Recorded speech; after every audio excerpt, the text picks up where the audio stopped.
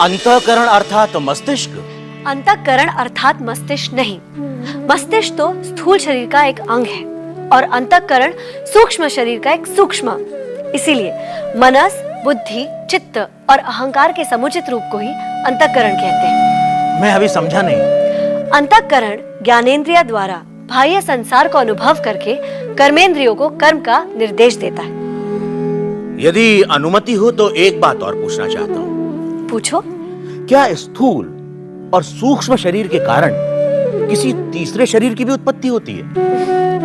किसी तीसरे शरीर की उत्पत्ति नहीं होती, बल्कि सूक्ष्म और स्थूल शरीर के कारण हमारे इसी शरीर पर जो प्रभाव दिखता है उसे कारण शरीर कहते हैं। यही है हमारा तीसरा शरीर। क्या थोड़ा विस्तार से बताओगी? हम जो कुछ भी देखते हैं, सोचते हैं, विचारते और करते हैं, फलस्वरूप उसकी स्वतः अभिव्यक्ति कारण शरीर कहलाता है। यानी स्थूल और सूक्ष्म शरीर उसी का कारण है। स्वयं या आत्मा के वास्तविक स्वभाव से, अनभिज्ञ और भिन्नता के विवेक से सर्वार्थ मुक्त होता है कारण शरीर। इसे गहरी नींद की अवस्था में भी अनुभव किया जाता है। जागृत और स्वप्नावस्था से अज्ञानता के कारण इसे आनंदमय कोश भी कहा जाता है। तुम न ये शरीर हो, न इंद्रियां, न मन, न बुद्धि। तुम शुद्ध चेतना हो, वो चेतना जो सर्व साक्षी है। जीवन का उद्देश्य क्या है? जीवन का उद्देश्य उसी चेतना को जानना है जो जन्म और मरण के बंधन से मुक्त है। उसे जानना ही मोक्ष है। जन्म का कारण क्या है? अतृप्त वासनाएं, कामनाएं और कर्म फल, यही जन्म का कारण है। जन्म और मरण के बंधन से मुक्त कौन है? जिसने स्वयं को, उस आत्मा को जान लिया, वो जन्म और मरण के बंधन से मुक्त है। वासना और जन्म का संबंध क्या है? जैसी वासना वैसा जन्म। यदि वासनाएं पशु जैसी तो पशु योनि में जन्म, यदि वासनाएं मनुष्य जैसी तो मनुष्य योनि में जन्म। संसार में दुख क्यों है? लालच, स्वार्थ, भय संसार के दुख के कारण है। तो फिर ईश्वर ने दुख की रचना क्यों की? ईश्वर ने संसार की रचना की और मनुष्य ने अपने विचार और कर्मों से दुख और सुख की रचना की। क्या ईश्वर है? कौन है वह? क्या रूप है उसका? क्या वह स्त्री है या पुरुष? कारण के बिना कार्य नहीं। यह संसार उस कारण के अस्तित्व का प्रमाण है। तुम हो, इसलिए वो भी है। उस महान कारण को ही अध्यात्म में ईश्वर कहा गया है। वो न स्त्री है न पुरुष। उसका स्वरूप क्या है? वो सच्चित आनंद है। वह अनाकार ही सभी रूपों में स्वयं को व्यक्त करता है। वह अनाकार स्वयं करता क्या है? वह ईश्वर संसार की रचना, पालन और संहार करता है। यदि ईश्वर ने संसार की रचना की तो फिर ईश्वर की रचना किसने की? वह जन्मा, अमृत और अकारण है। भाग्य क्या है? हर क्रिया, हर कार्य का एक परिणाम है। परिणाम अच्छा भी हो सकता है, परिणाम बुरा भी हो सकता है। यह परिणाम ही भाग्य है। आज का प्रयत्न कल का भाग्य है। सुख और शांति का रहस्य क्या है? सत्य, सदाचार, प्रेम और क्षमा सुख का कारण है। असत्य, अनाचार, घृणा और क्रोध का त्याग शांति का मार्ग है। चित्त पर नियंत्रण कैसे संभव है? इच्छाएं, कामनाएं चित्त में उद्वेग उत्पन्न करती हैं। इच्छाओं पर विजय चित्त पर विजय है। सच्चा प्रेम क्या है? स्वयं को सभी में देखना सच्चा प्रेम है। स्वयं को सर्वव्याप्त देखना सच्चा प्रेम है। स्वयं को सभी के साथ एक देखना सच्चा प्रेम है। तो फिर मनुष्य सभी से प्रेम क्यों नहीं करता? जो स्वयं को सभी में नहीं देख सकता, वह सभी से प्रेम नहीं कर सकता। तो आसक्ति क्या है?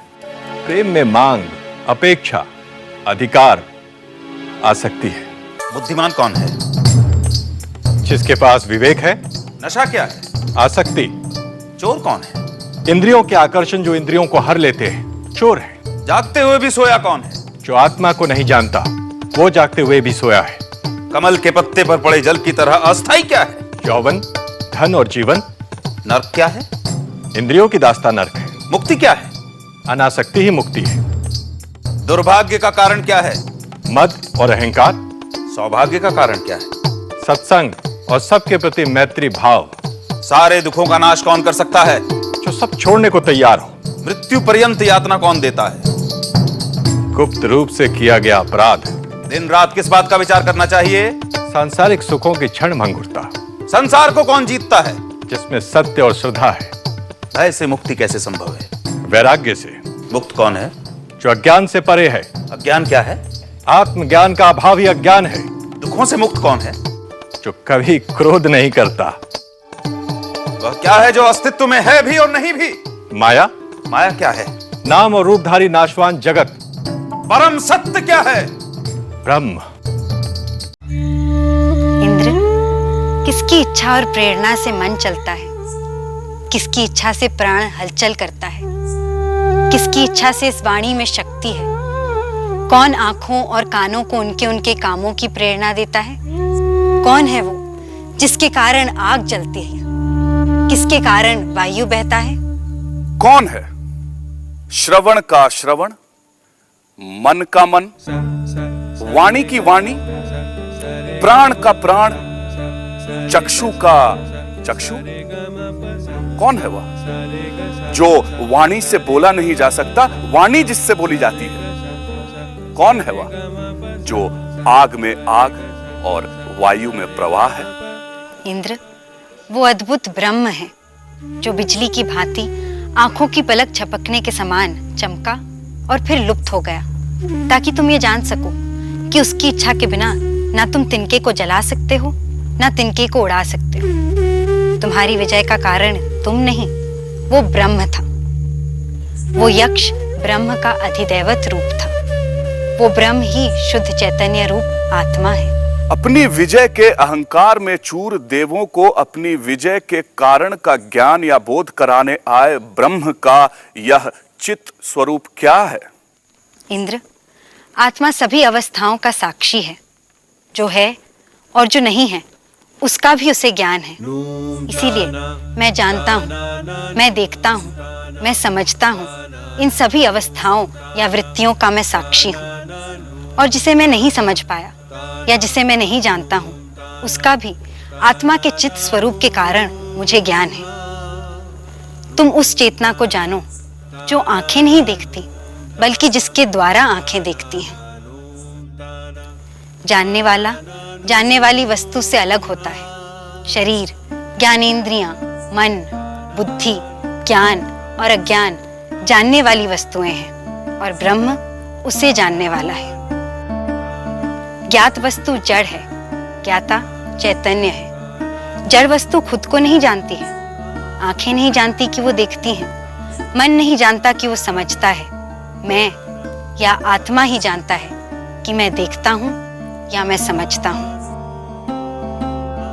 जैसे चंद्रमा का अपना प्रकाश नहीं होता, बस सूर्य के प्रकाश से रात को सब पर प्रकाश फैलाता है, उसी तरह आंख और कान, सभी ज्ञानेंद्रियां, मन और बुद्धि सहित उस आत्म चैतन्य के कारण जगत का अनुभव करते हैं। आत्मा ही तीनों अवस्थाओं का साक्षी है।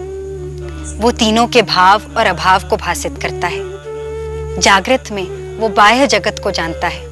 स्वप्न अवस्था में वो मन रचित जगत का अनुभव करता है और सुषुप्ति में इन तीनों के अभाव को महसूस करता है। तीनों अवस्थाओं में मौजूद रहकर वो सबको जानता है। वो ना किसी अवस्था से आसक्त होता है, ना लिप्त होता है। वो असंग है। देवी, इस संसार में हर वस्तु विचार के द्वारा जानी जाती है। जैसे पेड़ का विचार करते ही उसका चित्र मन में उभर आता है। पशु और पक्षियों का विचार करते ही उनकी छवि चित्त में उभर आती है। पर मैं उस स्वयं को, उस आत्मा को कैसे जान सकता हूँ? मघवन, उस स्वयं को जानने के लिए किसी माध्यम की आवश्यकता नहीं होती, क्योंकि वो स्वयं ज्ञान स्वरूप है। जैसे सूर्य को देखने के लिए किसी प्रकाश की जरूरत नहीं होती, वो स्वयं प्रकाश का स्रोत है। उसी प्रकार वो आत्मा इंद्रियों, मन अथवा बुद्धि द्वारा नहीं जाना जा सकता, उसे उसी की ज्योति द्वारा जाना जा सकता है। दूसरे शब्दों में वो आत्मा स्वयं प्रकाशमान है। वो आत्मा स्वयं के द्वारा स्वयं की ज्योति से ही जाना जा सकता है। वो बोध स्वरूप आत्मा ही यक्ष रूप में प्रकट हुआ और लुप्त हो गया। काल की तीनों अवस्थाओं में जिसका अस्तित्व अपरिवर्तनीय रहता है, वही सत है। इसलिए केवल ब्रह्म या आत्मा ही सत है। असत वो है जिसका अस्तित्व नहीं है। जैसे गधे के सिर पर सींग, इन्हें किसी भी काल में किसी भी व्यक्ति द्वारा कभी भी नहीं देखा जा सकता। पर माया न तो सत है न असत। वह असत इसलिए नहीं है क्योंकि हम लोग उसके परिणाम यानी यह संसार देख सकते हैं, पर वह सत भी नहीं है क्योंकि व्यक्ति को जब आत्मा का वास्तविक ज्ञान हो जाता है वह खत्म हो जाती है। चूंकि माया को न सत के रूप में परिभाषित किया जा सकता है न असत के रूप में, इसलिए उपनिषद में इसे अनिर्वचनीय कहते हैं। मेरे मन में एक प्रश्न है प्रभु कि माया और संसार में क्या अंतर है, जबकि माया कारण है और संसार परिणाम। देवर्षि, जब हम सृष्टि की रचना प्रक्रिया को देखते हैं तो पाते हैं कि जो कारण है वही कार्य अथवा परिणाम के रूप में आभासित होता है। जैसे पानी स्वयं ही लहर, झाग और बुलबुले के रूप में दिखाई देता है। पानी कारण है और बुलबुला उसका कार्य है। चूंकि कार्य कारण का ही दूसरा रूप है, इसलिए माया या ज्ञान के कार्य स्वरूप बने संसार को भी हम माया कहते हैं। प्रभु, मैं माया के प्रभाव में अपना वास्तविक रूप कैसे भूल गया?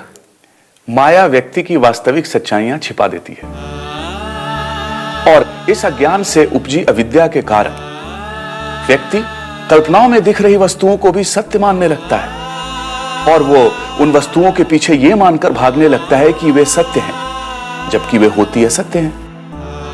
माया के जिस शक्ति के कारण सत्य पर पर्दा पड़ जाता है उसे हम माया की आवरण शक्ति कहते हैं, और जिस शक्ति के कारण असत्य सत्य का आभास देता है उसे हम माया की विक्षेप शक्ति कहते हैं। ये सारा संसारी माया का विक्षेप है। ओम एक अक्षर है, एक शब्द है, यह ध्वनि या नाद भी है। ओम में 3 ध्वनियां हैं जिन्हें मात्रा कहा जाता है। वे हैं अ, उ और म। जब अ और उ मिल जाते हैं तो ओ बनता है, और जब इस ओ से म जुड़ जाता है तब ओम बनता है।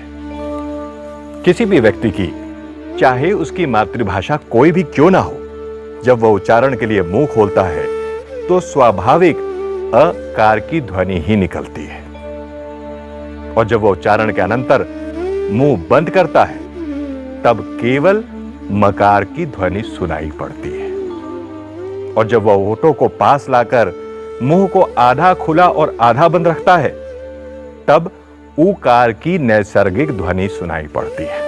यानी जब मुंह खोलते हैं तो अ, मुंह बंद करते हैं तो म, और दोनों के बीच ऊ की ध्वनि सुनाई देती है। इसलिए सारी भाषाओं की सारी ध्वनियां, चाहे वे स्वर हों या व्यंजन, वे सब ओंकार के अंतर्गत ही आती हैं। इसलिए ओम विशिष्ट वैश्विक ध्वनि है।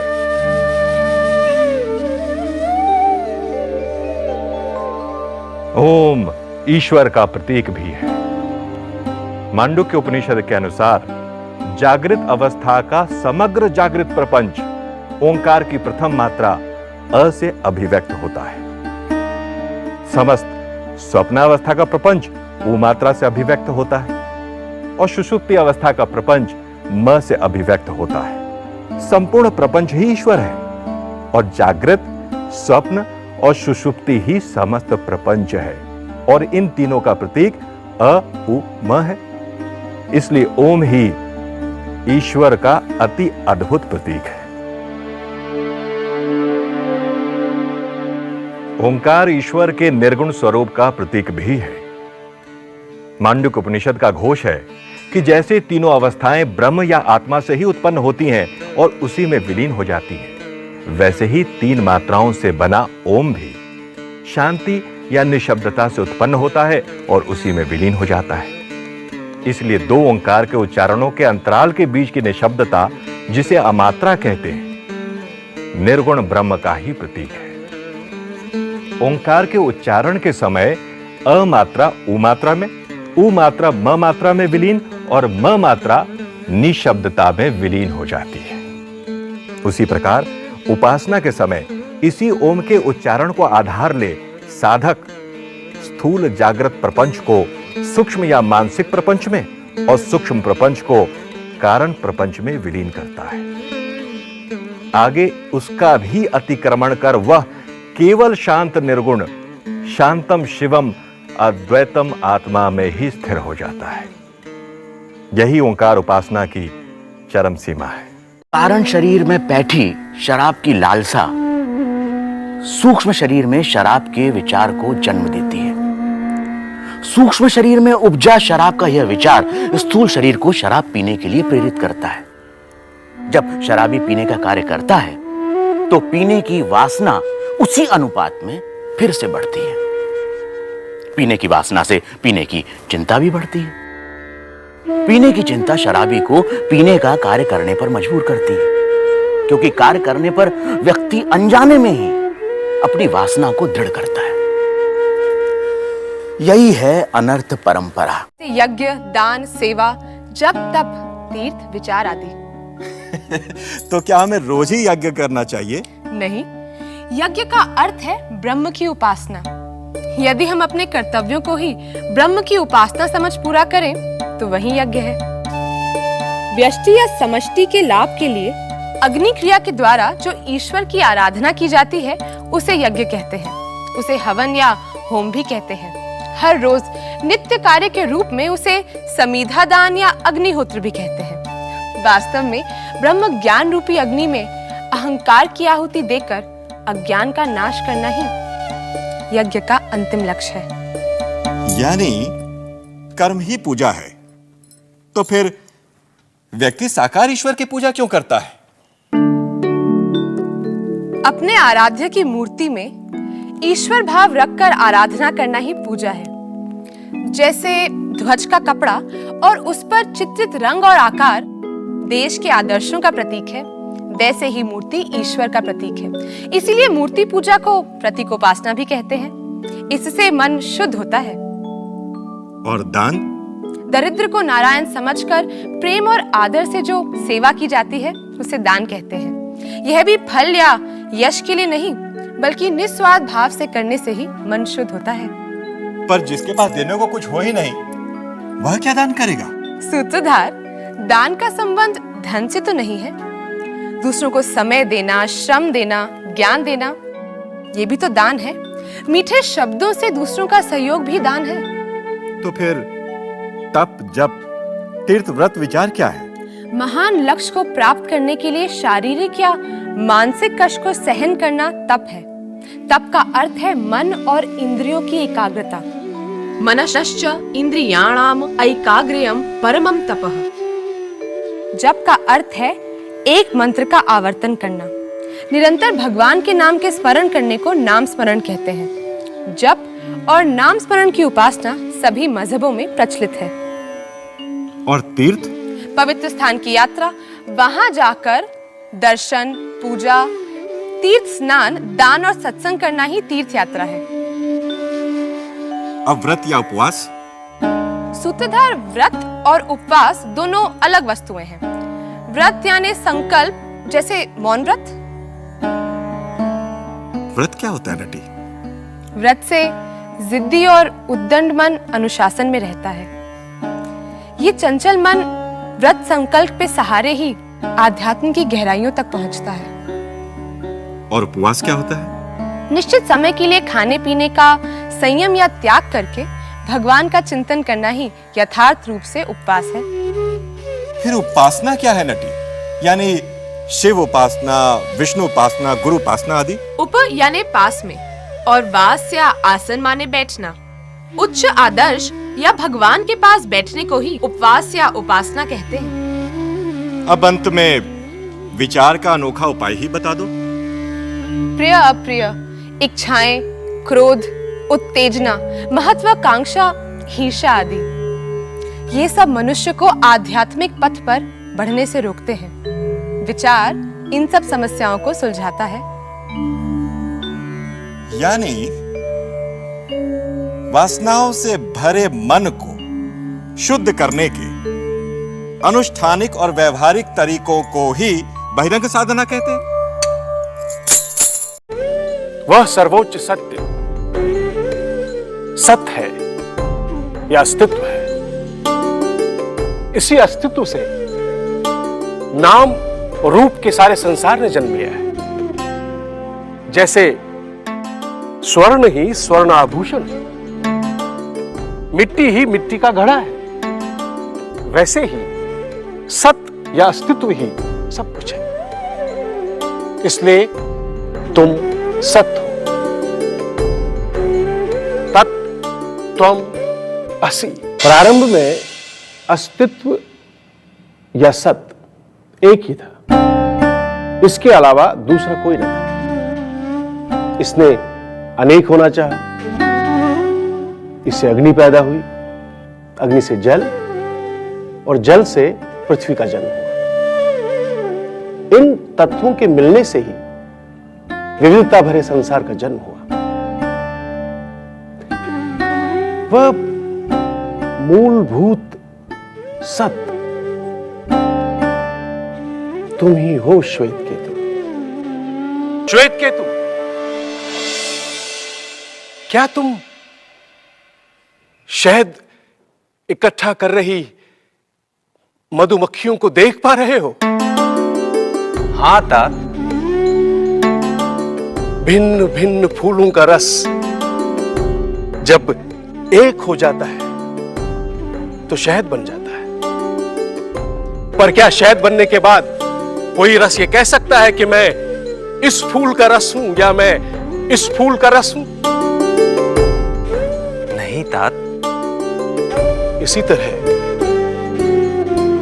जब एक व्यक्ति उस शुद्ध चेतना के साथ एक हो जाता है तो उसकी व्यक्तिगत पहचान खत्म हो जाती है। तो फिर इस एक और अविभक्त अस्तित्व से विविधता से भरे संसार ने कैसे जन्म लिया? जाओ, तुम किसी बरगद के पेड़ का एक फल लेकर आओ। जो आज्ञा तात। तात, यह रहा फल। आओ बैठो।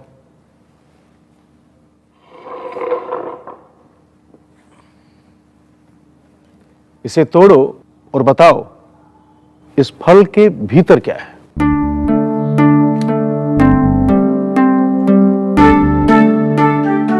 इसके भीतर सैकड़ों छोटे छोटे बीज हैं। एक बीज को तोड़कर देखो क्या है इसके भीतर।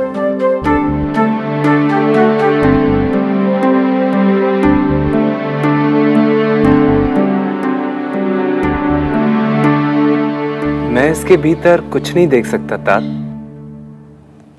इस सूक्ष्म तत्व जिसे तुम देख नहीं सकते, इस तत्व की सूक्ष्मता से ही इस विविधता, शाखाओं, फूलों और फलों के साथ समूचे बरगद का जन्म हुआ।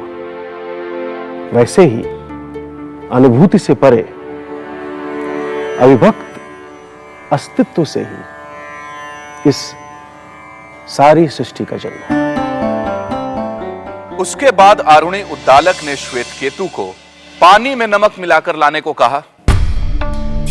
नमक जल में विलीन हो गया, पर तुम उसे देख नहीं सकते जबकि वो जल में है। अब यदि तुम उस नमक का अनुभव करना चाहते हो तो जल की ऊपरी सतह से चुस्की लेकर देखो और बताओ कैसा स्वाद है।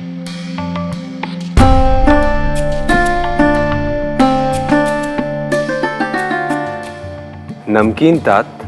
अब बीज से लेकर देखो।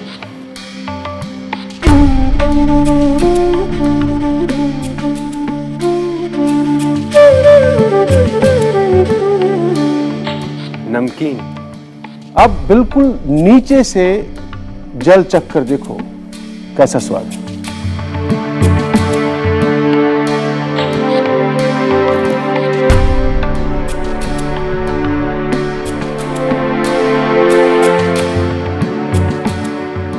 नमकीन ही है। तुम उसे देख नहीं सकते, पर वो नमक जल की प्रत्येक बूंद में है।